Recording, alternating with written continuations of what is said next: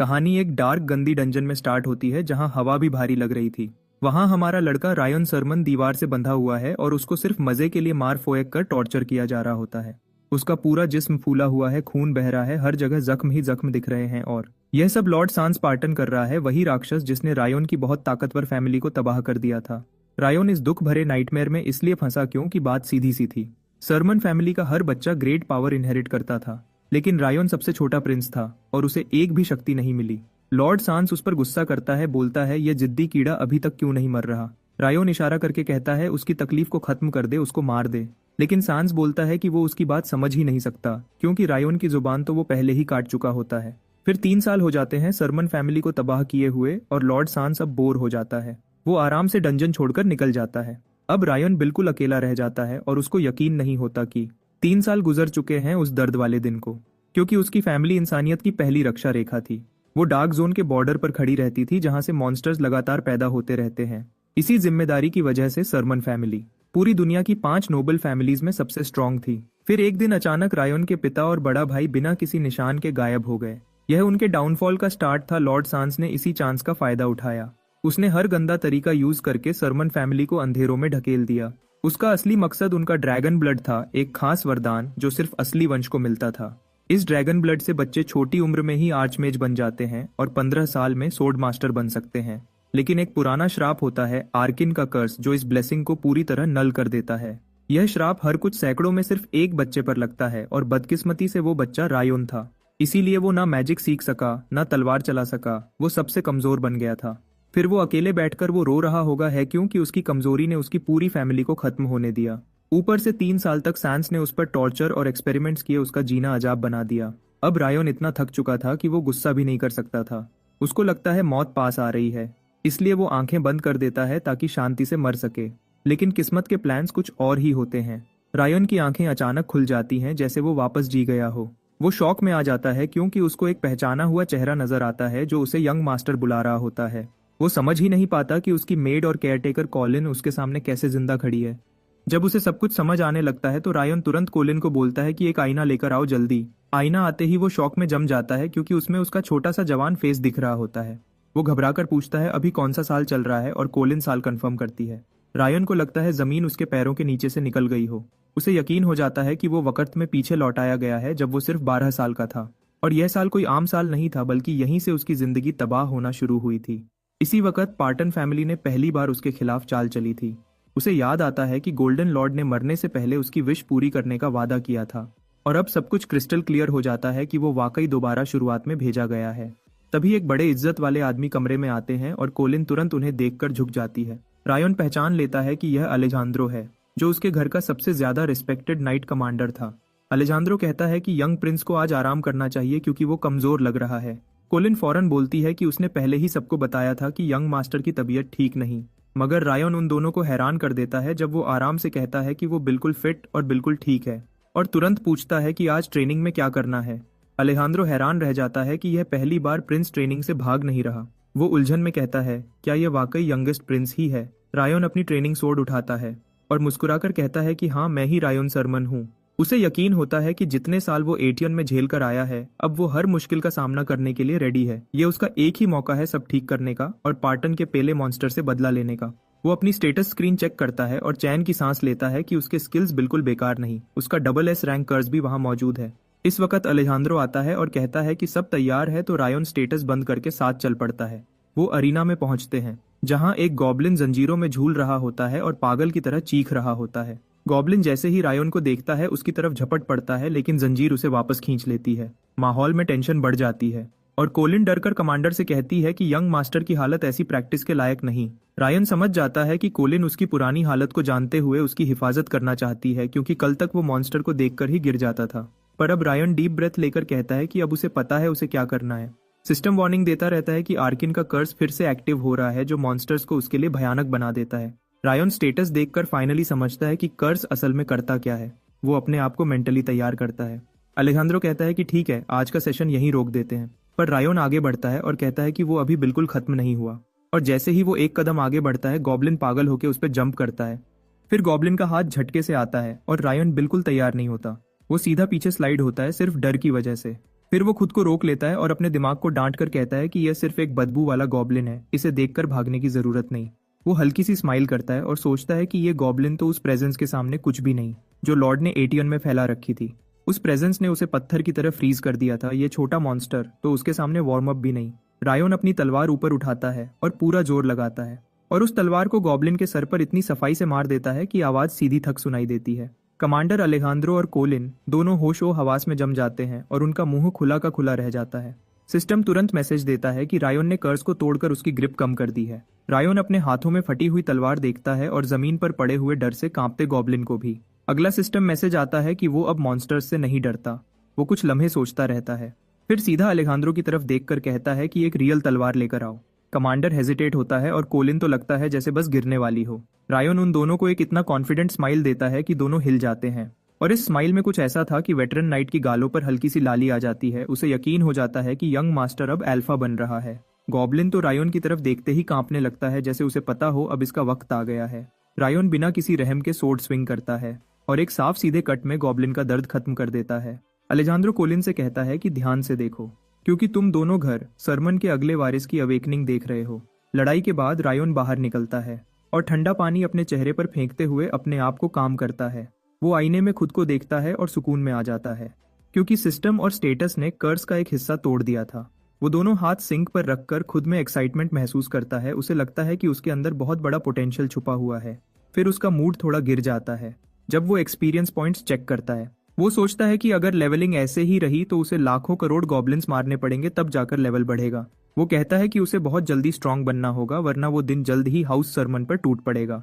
कम से कम अब उसे यकीन हो गया है कि कर्स पूरा एब्सोल्यूट नहीं है और टूट सकता है। वो सिस्टम को देखकर कहता है कि यह मौका दोबारा नहीं मिलना और उसे एक पल भी वेस्ट नहीं करना चाहिए। अब थोड़ी लोअर मोड में जाकर सिस्टम बताता है कि हाउस सरमन की हालत बिगड़ चुकी है, क्योंकि 2 साल से रायोन के फादर और सिबलिंग्स गायब हैं और रायोन कमजोर होने के बावजूद घर का एक इंपॉर्टेंट मेंबर है, इसीलिए दुश्मन अभी तक उस पर पूरा अटैक नहीं कर रहे हैं।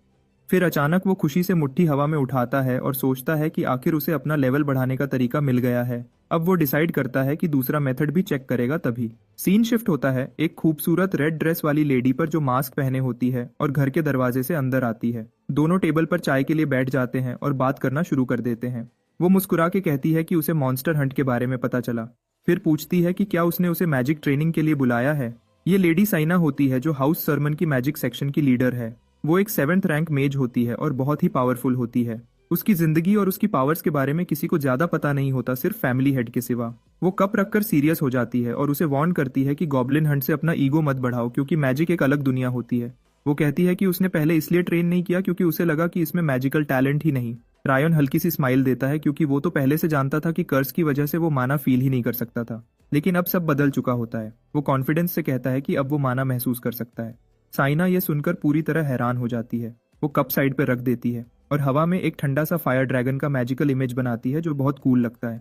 फिर वो उसे कहती है कि आंखें धीरे धीरे खोलो। वो कहती है कि अगर वो सच में माना देख सकता है तो उसे बताना चाहिए कि उसने क्या शेप बनाई है। वो बगैर एक सेकंड जाया किए बिल्कुल ठीक जवाब देता है और साइना बिल्कुल बोलती ही रह जाती है। उसको समझ ही नहीं आती कि यह लड़का एक रात में इतनी तेज तरक्की कैसे कर गया। उसको रियलाइजेशन होती है कि अगर वो ड्राइंग्स देख सकता है तो उसकी माना नॉलेज शायद उसके बराबर या उससे ऊपर हो सकती है। वो घबराकर इधर उधर चलने लगती है और सोचने लगती है कि एक छोटा लड़का इतनी जल्दी आगे कैसे बढ़ गया। रायन उसे बताता है कि मैजिक देख लेना काम का नहीं जब तक वो सरमन फैमिली की मैजिक टेक्निक्स यूज नहीं कर सकता। इसलिए वो चाहता है कि साइना उसकी हेल्प करे और उस बैरियर को तोड़ने में मदद दे। वो हैरान होती है कि वो हेल्प कैसे करे जब वो मैजिक अपने अंदर स्टोर ही नहीं कर सकता। इस प्रोसेस में साइना को अपनी खुद की मैजिक पावर उसके अंदर जबरदस्ती ढकेलनी होगी। वो वार्न करती है कि इस प्रोसेस में वो कभी भी मर सकता है। प्रिंस हल्की हंसी में कहता है कि वैसे भी वो इतना कमजोर है कि वो उसे एक शॉट में ही गिरा सकती है, तो डरने की कोई बात नहीं। असल वजह यह होती है कि वो साइना पर अपनी पूरी जिंदगी का भरोसा करता है। पिछली टाइमलाइन में साइना उसके साथ आखिरी पल तक रही थी। वो उसको अपने बॉडी से प्रोटेक्ट करती रही थी। जब उसका मैजिक पूरा खत्म हो चुका था तब भी वो फिर से उसे हेल्प मांगता है और कहता है कि दुनिया में सिर्फ तुम हो जिसे मैं अपनी जिंदगी दे सकता हूँ। थोड़े समय बाद साइना ब्लू अर्थ मैजिक का एक स्पेशल सीक्रेट टेक्निक स्टार्ट करती है। ये टेक्निक सरमन फैमिली में पुरानी जनरेशन से चलती आ रही थी और वो कहती है कि अभी भी शायद इसके लिए जल्दी है, लेकिन हमारा लड़का एडियन में ये टेक्निक बहुत इस्तेमाल कर चुका होता है। वो उसे कहती है कि अब पूरी शिद्दत से फोकस करो, क्योंकि अब वो दर्द की एक नई दुनिया में जाने वाला है। वो उसे वार्न करती है कि चीखने का कोई फायदा नहीं होगा और कहती है कि टेक्निक को रोकने का सिर्फ एक तरीका है कि पूरे दिल दिमाग से स्टॉप सोचो। जब वो साइना से दर्द वाली बात सुनता है तो एक पल के लिए रुक जाता है। उसके दिमाग में अचानक सांस के दिए हुए पुराने पागलपन वाले फ्लैशबैक आ जाते हैं और वो समझ जाता है कि दुनिया में कोई चीज अब उसे डरा नहीं सकती। वो आराम से साइना को याद दिलाता है कि वो उस पर पूरा भरोसा करता है, इसलिए साइना को अब पीछे नहीं हटना चाहिए। यह सुनकर साइना आखिरकार अपनी पूरी स्ट्रेंथ वाली मैजिक उसके अंदर भेजना शुरू कर देती है और उसी वक्त आर्कम का कर्स तुरंत एक्टिवेट हो जाता है। माना जितनी तेजी से अंदर जाता है उतनी ही तेजी से उसके जिस्म से बाहर निकलने लगता है, लेकिन वो पूरी शांति से प्रो की तरह हर एनर्जी का कंट्रोल रखता है जब तक वो उसके अंदर रहती है। कर्स मैजिक को फटने पर मजबूर करता है, लेकिन वो उस फटने वाली ताकत को एक जगह जमा करके एक छोटा लूपहोल बनाता है। साइना हैरानी से उसे देखती रहती है क्योंकि उसकी भेजी हुई एनर्जी का जरा भी लीक नहीं हो रहा होता। रायोन आगे बढ़ता रहता है और रुकता नहीं। हालांकि उसके बॉडी के हर वेसल को लगता है कि वो फट जाएगा, फिर भी वो बिल्कुल हेजिटेट नहीं होता। उसे याद होता है कि एडियन में कितनी नियर डेथ लड़ाइयां उसने झेली थी, उस हेल जैसी डायमेंशन में। वही जगह थी जहां वो दुनिया का सबसे स्ट्रॉन्ग ह्यूमन मैजिशियन बना था, और टाइमलाइन चेंज होने के बावजूद उसकी सारी टेक्निक्स अभी भी उसके जहन में बिल्कुल साफ थीं। अचानक वो सारी कॉन्सेंट्रेटेड एनर्जी को पूरी तरह अपने जिस्म में खींच लेता है। साइना तुरंत माना भेजना रोक देती है। रायोन जमीन पर गिर जाता है और पेन की वजह से अपने आप को कर्ल कर लेता है, लेकिन यह दर्द उस दर्द के सामने कुछ भी नहीं जो उसने पहले सहा था। सैंस के डॉक्टर्स ने उस पर जो टॉर्चर और एक्सपेरिमेंट्स किए थे वो इससे 1000 गुना ज्यादा खराब थे। एक रात तो ऐसी थी जब एक ब्लैक रोब पहने हुए आदमी बेसमेंट में घुसा और डॉक्टर्स को एक एक करके गिरा दिया। मास्क वाला आदमी उसे वहां से घसीटकर बाहर ले आया, हालांकि वो खुद भी बैडली वुंडेड था। बाद में जब रायोन होश में आया तो उसे पता चला कि उसे बचाने वाला अलेहांद्रो था। कमांडर ने उससे माफी मांगी कि वो उसे पहले नहीं बचा सका और मॉन्स्टर्स और डॉक्टर्स ने उसका इतना नुकसान कर दिया। फिर भी रायोन उसे देखकर खुश हुआ क्योंकि 3 साल अलग रहने के बाद वो फिर मिल पाया था। बदकिस्मती से उनकी यह मुलाकात ज्यादा देर नहीं चली क्योंकि पार्टन फैमिली के गार्ड्स आ गए और कमांडर के पीठ में तीर बरसा दिए। इस पूरी नाइटमेयर की याद उसे फिर से जला देती है। वो प्रेजेंट में हिचकी लेते हुए जाग जाता है और उसकी आंखों में आंसू होते हैं। वो खुश भी होता है कि मैजिक एक्सपेरिमेंट काम कर गया और नाराज भी होता है कि नाइटमेयर ने उस मोमेंट को बिगाड़ दिया। वो अपने आप को संभालता है और डिसाइड करता है कि अब वो इस नए पावर का यूज करेगा ताकि वैसा अंजाम दोबारा कभी ना आए। हालांकि अब वो बहुत स्ट्रांग हो चुका है, फिर भी वो जानता है कि ग्रोथ को छुपाना जरूरी है ताकि पार्टन फैमिली उस पर शक ना कर ले। इसीलिए वो चुपचाप एक नया प्लान बनाता है और उस प्लान का पहला कदम ये होता है कि वो सरमन फैमिली के दुश्मनों को उनके टाइम से पहले ही तोड़ डाले ताकि पार्टन्स को अटैक करने का मौका ही ना मिले। थोड़ी देर बाद रायोन अपना सिर खुजाकर बोलता है कि वो मैजिक कल्टीवेशन का प्रोसीजर फेल कर गया है। यह सुनकर साइना और अलेहांद्रो बिल्कुल जम जाते हैं क्योंकि उनको बिल्कुल पता नहीं वो क्या कह रहा है। फिर रायोन डिसाइड करता है कि वो उनको पूरी सच्चाई नहीं बता सकता। वो सोचता है कि वो कभी इनसे कुछ छुपाता नहीं, लेकिन अगर अब सब बताया तो चीजें और बिगड़ जाएंगी। वो अपने हाथ फ्लेक्स करता है और कहता है कि उसने पूरी कोशिश की, लेकिन अब उसे एक जर्रा भी माना फील नहीं हो रहा। वो साइना से कहता है कि तुम जितनी बार चेक करना चाहो कर लो। साइना बिना झिझक आगे बढ़ती है। मेज अपनी मैजिक डिटेक्शन स्पेल एक्टिवेट करती है और उसका हाथ पकड़ लेती है। उसकी स्पेल से माना का फ्लो निकलता है। साइना हैरान होकर बोलती है कि यह रिजल्ट तो इम्पॉसिबल है। रायोन शांत चेहरा बनाकर हल्का सा स्माइल करता है। साइना हाथ पीछे खींचकर कंफर्म करती है कि उसके बॉडी में कहीं भी माना का कोई निशान नहीं। उसकी आवाज कांप जाती है जब वो बोलती है कि कल तो उसने क्लियरली रायोन में माना फ्लो महसूस किया था। साइना उदास और फ्रस्ट्रेट होकर अपनी आंखें पोंछती है और निकलने लगती है। रायोन उसे बुलाता रहता है और दरवाजा धीरे से बंद हो जाता है। अलेहांद्रो उसकी तरफ मुड़कर बोलता है कि रात की ट्रेनिंग तो अभी बाकी है। फिर रायोन हल्की सी घबराहट वाली स्माइल देता है और कहता है कि वो यह भी नहीं कर सकता। उसने एक अधूरा एक्सक्यूज दिया कि पिछली ट्रेनिंग के बाद उसने ठीक से खाना नहीं खाया और कॉलिन इस बात को कंफर्म कर देगा। यह सुनकर नाइट कमांडर अलेहांद्रो का चेहरा काला पड़ जाता है और वो अपनी ही छोटी सी डिप्रेशन में डूब जाता है। 2 महीने गुजरते हैं। कॉलिन जोर से रायोन के रूम का दरवाजा खोलता है और आंसुओं के साथ बोलता है कि आज भी वो बाहर नहीं निकला। घर में अब सारी जिम्मेदारी लेडी ऑफ द हाउस संभाल रही है, लेकिन वो भी धीरे धीरे थक रही है। कॉलिन वापस किचन जाता है। सर्वेंट्स पूछते हैं क्या प्रिंस ने फिर मना कर दिया बाहर आने से। बटलर सांस भरता है और कहता है 3 महीने हो गए जब यंग मास्टर ने गॉब्लिन मारा था, अब तो अलेहांद्रो को भी जवाब नहीं देता। एक और मेड कहती है लोग अक्सर अपने आप को खो देते हैं जब वो जल्दी बदलने की कोशिश करते हैं। इस लड़के से उम्मीद लगाना बेकार है। कॉलिन गुस्सा होकर उस मेड को टोकता है और रायन का साथ देता है। कहता है कि उसने उस दिन अपनी पूरी कोशिश की थी। मेड चुप हो जाती है जब लोग रायन को उसके पुराने निकनेम से बुलाते हैं, सरमन फैमिली का बैड लक, और शहर में तो लोग उसको यूजलेस रबिश तक बोलते हैं। उसकी लॉयल मेड चिढ़कर बोलती है कि वो सिर्फ 12 साल का है, लेकिन बटलर कहता है कि नोबल्स के लिए एक्सपेक्टेशन सब कुछ होती है। मेड बताती है कि घर के लोग एक एक करके क्विट कर रहे हैं। बटलर भी जल्दी जॉब छोड़ने का प्लान बना रहा है। वो कॉलिन से पूछता है कि वो क्या करेगी, लेकिन कॉलिन चुप रहती है। सीन शिफ्ट होता है रायन की तरफ, जो मीडियम रेयर स्टेक एंजॉय कर रहा है। उसे लगता है खाने की क्वालिटी गिर रही है, मतलब सब कुछ बिगड़ने वाला है। लेकिन पैनिक करने के बजाय वो डेविल जैसी स्माइल देता है। उसे लगता है कि सब कुछ बिल्कुल उसकी इच्छा के मुताबिक हो रहा है। वो सोचता है कि पहले वाला रायन तो सब ठीक करने में लग जाता था, लेकिन अब वो धीरे धीरे अपने हिसाब से सब होने देगा। अब रायन ओल्ड रायन जैसा बिल्कुल नहीं रहा। अब वो प्लान बनाता है कि चुपचाप कमजोर बनकर रहे, ताकि हर दुश्मन समझे कि वो बेकार है। फिर जैसे ही मौका मिलेगा वो बिना दया किए एक ही वार में सबको खत्म कर देगा। उसे याद आता है कि सरमन फैमिली की तबाही उस दिन शुरू हुई जब घर का सरबराह गुम हो गया और उसे ढूंढने गई टीम भी कभी वापस नहीं आई। उसके बड़े भाई भी इसी तरह गायब हो गए और धीरे धीरे उनकी फैमिली का खजाना खाली होता गया।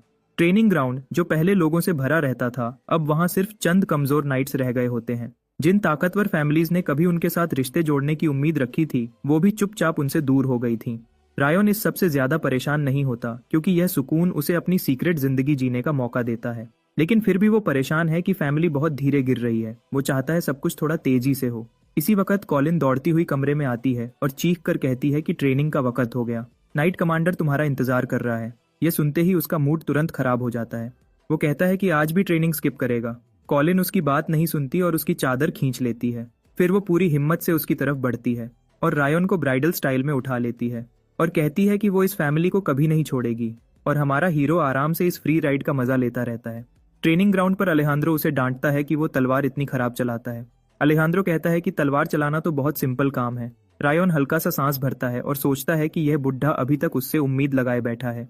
वो चाहता है एक दिन इस वफादारी का बदला दे, पर वो अपनी हिडन ट्रेनिंग किसी को दिखा नहीं सकता। इसीलिए वो एक बॉडी चेंज स्किल यूज करता है, ताकि असली जिस्म छुपा रहे पर उसकी स्किल अभी कमजोर होती है। अचानक सिस्टम बताता है कि उसका स्टैमिना बढ़ गया है।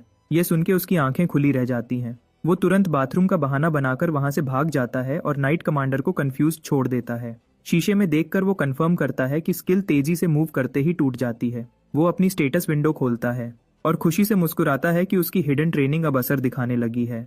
वो सोचता है कि वो जल्दी ही लेवल 20 तक पहुंच जाएगा और स्टैट्स यूज करके गोस्ट क्लास अनलॉक करेगा, बिल्कुल वैसे ही जैसे उसने गुलग में किया था। तभी वो देखता है कि अलेहांद्रो किसी से बात कर रहा है। वो सोचता है शायद कोई गेस्ट आया है। रायन उस आदमी को पहचान लेता है। वो ट्रूनो है, जो सरमन फैमिली का जनरल मैनेजर है। वो माफी मांगता है कि उसने परेशान किया। ट्रूनो उसे एक स्क्रोल देता है और रायन को लगता है कि हालात थोड़े अलग हैं, लेकिन इवेंट्स अभी भी वही चल रहे हैं। अलेजांद्रो पहले ही समझ जाता है कि क्या होने वाला है। दूसरी तरफ रायन स्क्रोल करता रहता है। लेटर में लिखा होता है कि डारेन किंगडम का दूसरा शहजादा काइल उसे अपनी बर्थडे सेलिब्रेशन में बुला रहा है। रायन हल्की सी स्माइल देता है, क्योंकि उसके प्लान का आखिरी हिस्सा भी अब जगह पर आ गया होता है। कुछ ही देर बाद हमारा शहजादा आधी नींद में डैरेन फैमिली की बर्थडे पार्टी के लिए रवाना हो जाता है। कल रात कॉलिन ने उसे बहुत धूमधाम से तैयार किया ताकि वो सबसे ज्यादा हैंडसम लगे। कॉलिन खुद भी साथ जाना चाहती थी, पर वो और बाकी रिटेनर्स उसके साथ नहीं जा सकते। नाइट कमांडर को अचानक बॉर्डर पर होने वाले मॉन्स्टर अटैक को रोकने भेज दिया गया। यह हमला बिल्कुल अचानक हुआ था। साइना को भी तुरंत घर बुलाया गया, क्योंकि उसकी माँ ने उसे फौरन लौटने का हुक्म दिया। आखिर में सिर्फ एक बड़े घर का 12 साल का लड़का, जिसके सोशल स्किल्स पूरे टूटे हुए हैं, अकेला ही पूरी सरमन फैमिली को रिप्रेजेंट करने निकलता है। ट्रूनो उसे तसल्ली देता है कि डैरेन फैमिली इतनी बेवकूफ नहीं कि कोई मसला खड़ा करे। लेकिन रायन समझता है कि यह हिफाजत सिर्फ उस सरमन फैमिली के लिए होती जो कभी ताकतवर थी। अक्सर उनकी फैमिली किसी रिटेनर को भेज देती थी ऐसी फजूल पार्टीज में, लेकिन अब घर की हालत देखकर यंग मास्टर को खुद ही जाना पड़ रहा है। वो इस बात को बुरा नहीं मानता, क्योंकि उसे महसूस होता है कि फैमिली के जल्दी टूटने का एक हिस्सा उसकी वजह से भी है। कुछ घंटों बाद उसकी कैरेज डैरेन हाउसहोल्ड के बाहर रुकती है। वहां खुद काइल डैरिंग उसका इंतजार कर रहा होता है और पूरी मेड्स की ट्रूप उसे वेलकम करने के लिए खड़ी होती है। ट्रूनो रायन की जगह उनके शानदार वेलकम का शुक्रिया अदा करता है, लेकिन रायन फील करता है कि हजारों नजरें सीधी उस पर लगी हुई हैं। रिसेप्शन से गुजरते हुए वो लोगों को सरमन फैमिली की तबाही के अजीब अजीब अफसाने और रूमर्स करते सुनता है। फिर हमारे शहजादे के लिप्स पर हल्की सी स्मर्क आ जाती है, क्योंकि यह सब कुछ उसके प्लान का हिस्सा था। वो सब नोबल्स को बहुत कमजोर सी हेलो करता है, जिसमें ना क्लास होती है ना रिस्पेक्ट। ये इतना बोल्ड पावर मूव होता है कि आसपास के सब लोग परेशानी में अपने चेहरे पकड़ लेते हैं। थोड़ी देर बाद डाइनिंग हॉल में उसके एस्कॉर्ट टीम का एक बंदा कहता है कि यंग प्रिंस ने पिछले 5 दिन कमरे से कदम तक बाहर नहीं रखा। पार्टी से 1 हफ्ता पहले आने का मकसद दोस्ती बनाना होता है, लेकिन टीम कैप्टन उसे उम्मीद कम रखने को कहता है और रिसेप्शन में होने वाली रायन की तबाही का जिक्र करता है। वो मानता ही नहीं कि लड़का कमरे में बंद होकर बैठा हुआ है, क्योंकि बाहर अमीर लोगों का खाना पड़ा हुआ है और बहुत ज्यादा खूबसूरत नोबल लड़कियां घूम रही हैं। तभी एक बंदा अंदर आता है और कैप्टन को कहता है कि अपने लोग जमा करो, क्योंकि यंग मास्टर आज बैंकेट में हिस्सा लेगा। दोनों खुशी मनाते हैं कि चलो अच्छी चीजें मिस नहीं होंगी। वो बंदा उन्हें यह भी कहता है कि प्रॉपर रिपोर्ट रेडी रखना और जो भी मिस्टेक प्रिंस ने की हो उसे छुपाना। रायन इस वक्त तक चुपचाप कमरे में ट्रेनिंग कर रहा होता है और परफेक्ट वक्त का इंतजार कर रहा होता है। बैंकेट को उसने इसलिए यूज किया ताकि वो अपने एस्कॉर्ट्स को छोटी सी रिश्वत देकर रिपोर्ट सुधार ले, लेकिन इसका असल प्लान कुछ और ही होता है, क्योंकि बैंकेट का दिन वही दिन होता है जब उसकी जिंदगी का सबसे बड़ा दुश्मन डैरन हाउसहोल्ड में दाखिल होता है। पूरी जगह पर बातें कर रही औरतें अचानक चुप हो जाती हैं। जब लॉर्ड सांस हॉल में कदम रखता है, हर इंसान उससे नजर मिलाने से बच रहा होता है। ट्रूनो भी उसकी तरफ देखने से बचने की कोशिश करता है, लेकिन सांस सीधा उसकी तरफ आता है बिना रुके। ट्रूनो मजबूरन उसकी तारीफ करना शुरू कर देता है, पर सांस टाइम बर्बाद नहीं करता। वो सीधा बोलता है कि उसने सुना है कि माइटी रायन सरमन भी यहाँ आया हुआ है। सांस कहता है कि वो उस लड़के से मिलना चाहता है। ट्रूनो प्रिटेंड करता है कि जैसे उसे कुछ पता ही नहीं है। फिर सांस सीधा बोल देता है कि वो सरमन फैमिली की सबसे बड़ी गलती की बात कर रहा है जो उनकी बर्बादी का कारण बनेगी। ट्रूनो ये सुनकर हिल जाता है। उसे पता है कि सांस फैमिली का सबसे टैलेंटेड मेज होने की वजह से बहुत प्रेशर में रहता है, लेकिन उसने कभी एक्सपेक्ट नहीं किया था कि सांस सरमन हेड के अगेंस्ट इतनी बड़ी बात डैरन फैमिली के एरिया में बोल देगा जहां उनकी फुल अथॉरिटी होती है। अचानक सांस पलटी मार देता है और कहता है कि यह रूमर झूठा है, वो यहाँ सिर्फ इस फूलिश रूमर को गलत प्रूव करने आया है। ट्रूनो बात कबूल नहीं करता क्योंकि सांस पूरे कॉन्टिनेंट का सबसे बड़ा गंदा बंदा माना जाता है। लोग कहते हैं कि सांस ने 7 साल की उम्र में शराब पीना शुरू कर दिया था और अपने ही एक आदमी को मार दिया था। तभी हमारा बॉय एक जबरदस्त एंट्री देता है अपने एस्कॉर्ट्स के साथ। उसे देख के सांस खुशी से भड़क उठता है। ट्रूनो तो लगभग बेहोश होता हुआ सोचता है कि यंग मास्टर यहाँ सबसे बुरा वक्त चुनकर आ गया, लेकिन रायन की ऑरा इतनी ब्राइट होती है कि लोग उसे देखकर अपनी पुरानी सोच दोबारा रिकंसिडर करने लगते हैं। लेकिन सांस अंदर ही अंदर जलन से जल रहा होता है क्योंकि हमारा बॉय उसे इंस्टेंट ओवरशैडो कर देता है, सिर्फ अपनी फैमिली के नाम की वजह से। वो सीधा सांस के पास आता है और कहता है कि उसने सांस के बारे में बहुत कुछ सुना है अपने भाई फोर्थ प्रिंस लार्स से। सांस हल्का सा स्मर्क करता हुआ कहता है कि उसने भी रायन के बारे में बहुत कुछ सुना है, लेकिन वो बात पूरी करता उससे पहले। प्रिंस काम टोन में बोलता है कि सांस बहुत ही काइंड इंसान है। फिर वो एकेडमी की फेमस कहानियां सुनाता है जहां सांस को कुछ महीने बाद ड्रॉप आउट होना पड़ा था और रायन स्मूथ तरीके से सारी सिचुएशन रिवर्स कर देता है। वो कहता है कि सांस ने एक बेचारे बच्चे को बुली से बचाया था और एक लड़की को भी हेल्प की थी जिसे एक शेमलेस लड़का परेशान कर रहा था। सांस का गुस्सा अंदर ही अंदर उबल रहा होता है, लेकिन हमारे बॉय का फाइनल ब्लो अभी बाकी होता है जब वो कैजुअली उसके घुटने का जिक्र करता है। ट्रूनो तुरंत बीच में आकर सिचुएशन को संभालता है और प्रिटेंड करता है कि सांस ने लार्स को इंजर्ड नी के लिए दवा दी थी। फिर वो जल्दी से प्रिंस को वहां से ले जाता है ताकि कोई मसला ना बने। हमारे बॉय को बहुत सुकून होता है क्योंकि वो सांस को अच्छी तरह रोस्ट कर चुका होता है। सांस इसको सीधा वॉर का अनाउंसमेंट समझ लेता है, लेकिन ये तो सिर्फ हमारे बॉय के प्लान का दूसरा स्टेप होता है। अपने रूम में सांस का सब्र टूट जाता है। वो गुस्से में फ्लावर पॉट तोड़ देता है और गुस्से से चिल्ला चिल्लाकर हमारे हीरो को गालियां देता रहता है और पूरी बात को याद करके और भी फ्रस्ट्रेट होता है। उसे रियलाइज होता है कि लार्स को शायद ये पता चल गया है कि वो एकेडमी छोड़कर नहीं गया था बल्कि एक्सपेल हुआ था। वो गुस्से में अपना सिर पकड़ लेता है। वो खुद से कहता है कि घुटने वाली बात कभी भी बाहर नहीं आनी चाहिए। फ्लैशबैक होता है जहां वो मुश्किल से अपनी काम एक्सप्रेशन को कंट्रोल कर रहा होता है। लार्स के आसपास लाइटनिंग मैजिक घूम रहा होता है और वो सांस को बोलता है कि इस बार उसने बहुत बड़ी गलती करी है। सांस बहाने बनाता है, कहता है कि उसे नहीं पता था कि वो लड़की लार्स की पार्टनर है, वो तो सिर्फ उस कॉमन गर्ल को ग्रीट कर रहा था।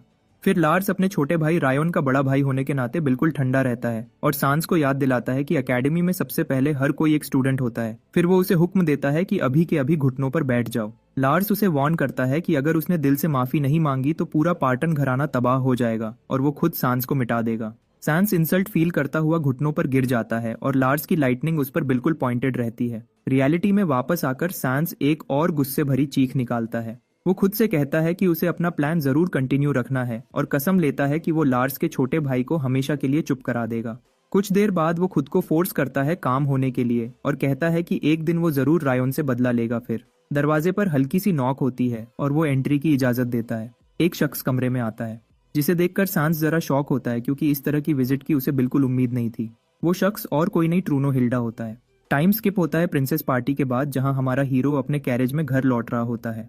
वो सोच रहा होता है कि इवेंट में उसने अपने तमाम गोल्स पूरे कर लिए और नोबल्स पर भी अच्छा इंप्रेशन छोड़ा है। उसे और ज्यादा खुशी होती है कि उसने सांस को जो चिढ़ाया था वो बहुत जल्दी उसके प्लान में फंस गया। ट्रूनो बोलता है कि यंग मास्टर ने बैंकेट में कमाल कर दिया और उसे लगा कि सरमन हाउस में अब भी उम्मीद बची है। रायन फौरन उसकी बात काट देता है और कहता है कि उसने कोई खास कनेक्शंस नहीं बनाए बल्कि हाउस ऑफ पार्टन के साथ तो सिचुएशन और भी खराब कर दी। जनरल मैनेजर तुरंत अपनी बात सुधारता है और कहता है कि सांस के खिलाफ जो स्पीच यंग मास्टर ने दी वो टॉप लेवल थी। हमारा हीरो हल्का सा मुस्कुराता है और कैरेज के सेंटर में एक बटन दबाता है। ट्रूनो कंफ्यूज होता है और पूछता है ये क्या हो रहा है। वो घबराकर पूछता है कि यंग मास्टर ने साउंड प्रूफ स्पेल क्यों एक्टिवेट किया। रायन सीधा बोलता है कि अगर ट्रूनो को वाकई उम्मीद होती तो वो कभी हाउस के साथ गद्दारी नहीं करता। ट्रूनो पसीना पसीना हो जाता है और खड़े होने की कोशिश करता है और पूछता है यंग मास्टर का मतलब क्या है। हमारा बॉय कहता है कि उसका क्राइम माफी के लायक नहीं है, लेकिन वो इसको छोड़ रहा है क्योंकि यह गलत काम उसने हाउस सरमन के लिए किया था। जनरल मैनेजर नीचे देखते हुए पूछता है रायन को ये सब कैसे पता चला। फिर रायन कहता है कि ट्रूनो के पास अब एक चॉइस है और वो अपना फैसला उसी तरह करे जैसे वो हमेशा करता था। कैरेज आगे चलती रहती है। रायन उसे अपना सीक्रेट प्लान बता देता है जो वो अब तक छुपा कर रखा था। यह आइडिया सुनकर मैनेजर शॉक हो जाता है और सिर्फ रायन को हैरानी से देखता रहता है और सोचता है कि इतने छोटे लड़के का दिमाग इतना बड़ा प्लान कैसे बना सकता है। मैनेजर अपना चेहरा हाथ में छुपा लेता है और रो पड़ता है। कहता है कि उसका दिल कर रहा है कि वो जोर से चिल्लाए और इस किड पर फख्र करे। रायन उसके डिसीजन से खुश होता है और कहता है कि वो लोग अब कैपिटल से बाहर निकल चुके हैं। ट्रूनो उसे दोबारा देखता है और सोचता है कि यह लड़का इतना काम कैसे रह सकता है जब उसे पता है कि आगे क्या होने वाला है। अचानक ट्रूनो को समझ आता है कि यंग मास्टर के चेहरे पर मुस्कुराहट नहीं बल्कि कुछ और है। वो महसूस करता है कि वो एक तेज और खूनी इरादा है जो रायन के फेस पर चमक रहा है। इसी वक्त कैरेज जोर से झटका लेकर रुक जाती है और सब हिल जाते हैं। साथ साथ राइड करने वाला नाइट ड्राइवर को कहता है कि चलती रखो, मगर वो देखता है कि ड्राइवर सीधा झुका पड़ा है और मर चुका है और नाइट मुश्किल से एक तीर से बचता है जो सीधा उसके चेहरे की तरफ आ रहा था। एक नाइट जोर से चिल्लाता है कि यह चुप कर, अचानक अटैक है और वो हुक्म देता है कि कैरेज की हिफाजत करो, अटैकर्स जहर भरे मैजिक एरोस चला रहे हैं। मेज लोग फौरन एक प्रोटेक्टिव शील्ड खड़ा कर देते हैं। नाइट कैप्टन कमांड पकड़ लेता है, एरोस को साइड करता रहता है और चीख कर कहता है कि सामने आओ डरपोक लोगो। एक और नाइट को कुछ अजीब लगता है और वो कैप्टन को वार्न करता है कि कार्ट के करीब मत जाना, चाहे कोई अपना ही क्यों ना हो। फिर वो नाइट बोलता है कि कैरेज खाली है। सब लोग हैरान रह जाते हैं। रायन को कोई उठाकर ले गया था और अब वो आदमी उसे घोड़े पर लेकर कहीं दूर जा रहा था। इस दौरान हमारा हीरो सोच रहा होता है कि कितना वक्त गुजर चुका है। उसे अपनी पिछली जिंदगी का वो वक्त याद आता है जब उसे किडनैप किया गया था।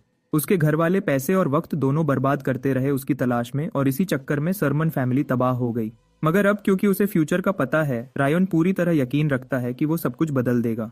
इसीलिए दोबारा जिंदा आने के बाद उसने अपनी फैमिली को बचाने की बिल्कुल कोशिश नहीं की। वो जानता था अगर वो कुछ करेगा तो दूसरी नोबल फैमिलीज उसके पीछे आ जाएंगी। इसलिए उसने खुद को बिल्कुल लूजर दिखाया ताकि सब समझें कि वो बेकार है। लेकिन पार्टन फैमिली दूसरों की तरह सिर्फ ताकतवर लोगों को नहीं मारती, इसलिए उसे पक्का था कि वो एक दिन उसे मारने की कोशिश करेंगे। खुशकिस्मती से लगता है सांस पार्टन उसके ट्रैप में फंस चुका है। इसका मतलब है कि वो जरूर कैपिटल वापस जाते वक्त कुछ करने की कोशिश करेगा और इसी वजह से हमारा लड़का पहले से एक प्लान बनाकर तैयार था जिसमें ट्रूनो भी शामिल था, जिसे पार्टन फैमिली ने रायन को किडनैप करने भेजा था। ट्रूनो के पीछे घोड़े पर लेटा हुआ रायन उसे कहता है कि प्लान के मुताबिक रोल निभाओ और बाद में वो उसको माफ कर देगा। इसी के साथ साथ हमारा प्रोटैगनिस्ट अपने लेवल्स भी बढ़ाने में लगा हुआ था और अब वो लेवल 20 तक पहुंच चुका था। थोड़ी देर बाद ट्रूनो मंजिल पर पहुंचता है और रायन को जो बेहोश होने का ड्रामा कर रहा होता है सांस पार्टन के हवाले करने लगता है। हकीकत में ट्रूनो सरमन फैमिली का हेड मैनेजर है जिसने पार्टन फैमिली से डील की थी कि वो यंग मास्टर को उनके हाथ बेच देगा। भले ही रायन ने उसे पकड़ लिया था, लेकिन सांस अब भी सोचता है कि ट्रूनो उनका बंदा है क्योंकि यही प्लान था। उनके एग्रीमेंट के मुताबिक सांस उसे वो इन्फॉर्मेशन देता है जिसका ट्रूनो ने वादा किया था। वो कहता है कि ये एसन फैमिली की इंटेलिजेंस से ली हुई है, इसलिए बिल्कुल ठीक है। जब ट्रूनो अब भी शक करता है तो सांस कहता है कि हम भी ड्रेया कॉन्टिनेंट के नोबल हैं, लेकिन असली बिजनेस हमारा इन्फॉर्मेशन बेचना ही है। और फिर वो ट्रूनो को डॉक्यूमेंट्स दे देता है। सांस ट्रूनो को बताता है कि इन डॉक्यूमेंट्स में सरमन फैमिली के असली मिशन के आई विटनेसेस की तमाम जानकारी लिखी हुई है। यह सुनते ही रायन को फाइनली समझ आ जाता है कि ट्रूनो ने उसे क्यों बेचा, क्योंकि रायन एक लूजर समझा जाता है जो अपनी फैमिली और स्टेटस के लिए कुछ नहीं कर सकता।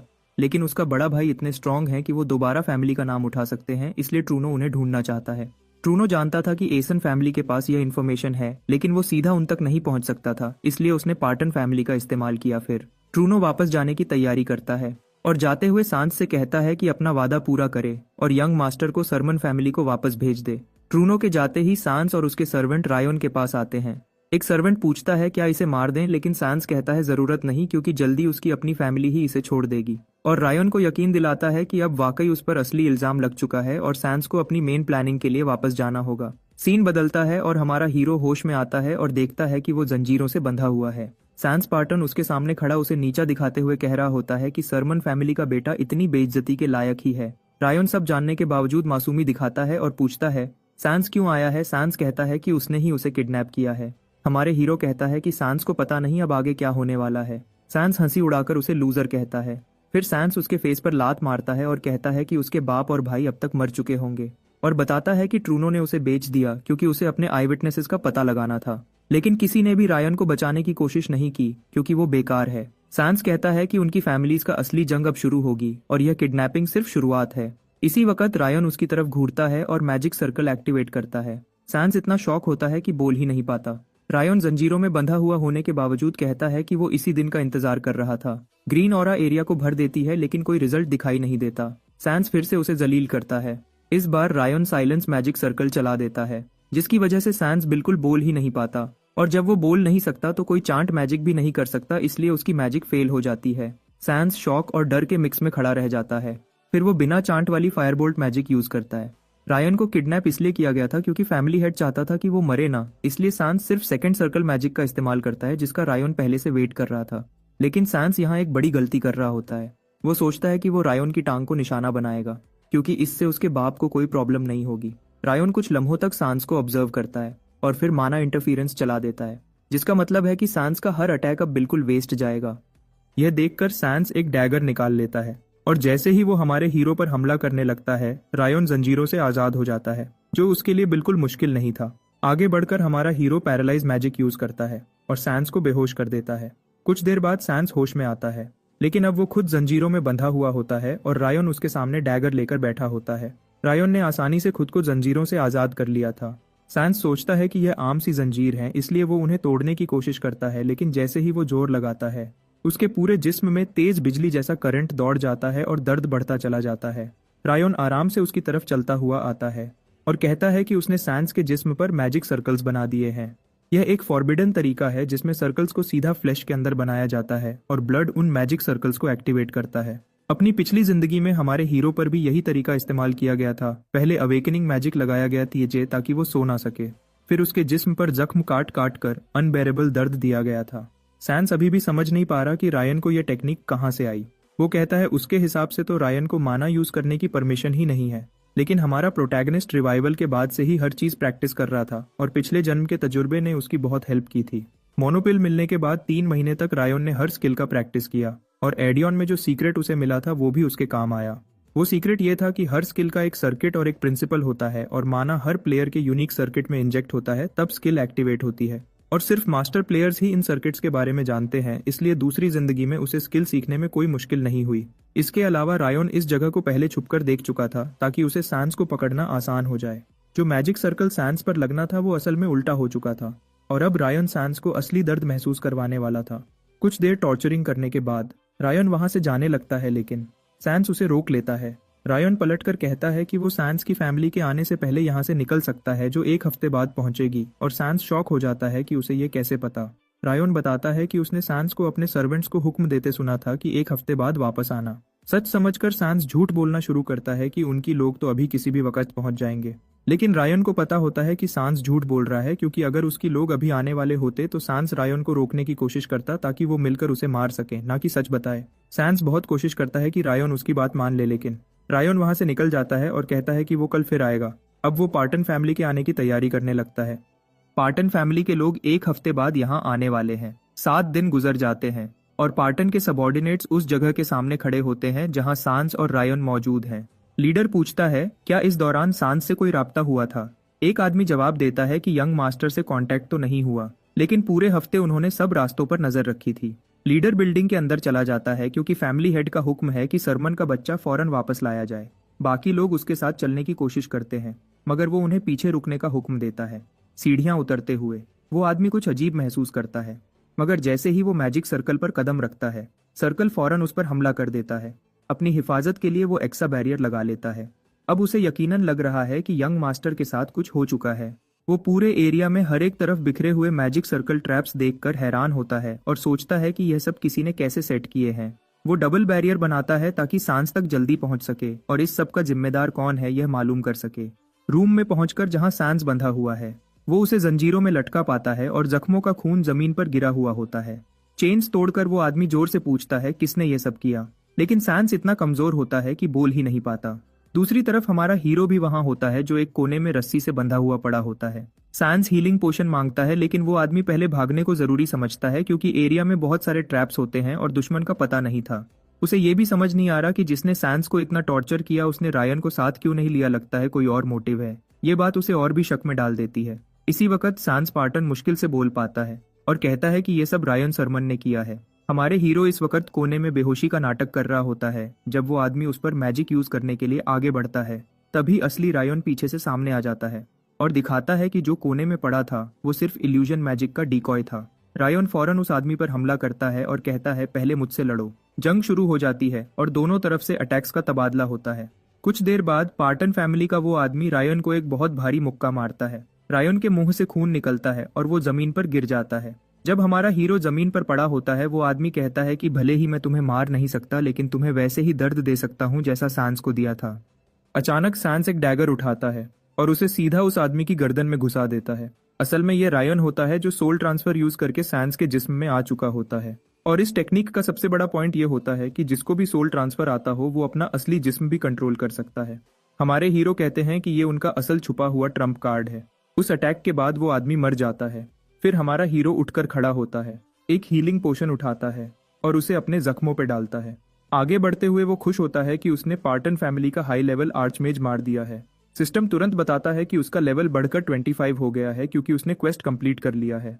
वो अभी भी समझने की कोशिश कर रहा होता है कि लेवल इतनी जल्दी कैसे बढ़ गया, मगर इस वक्त रायन को पता होता है कि पहले एक और काम जरूरी है। फिर वो आर्चमेज की लाश को एक अलग कमरे में घसीट कर ले जाता है और उसे लकड़ी के बेड पर रख देता है। सर्किट अभी भी आर्चमेज की रूह से कनेक्टेड होता है, जिसका मतलब है कि वो सांस के जिस्म में होते हुए भी माना यूज कर सकता है।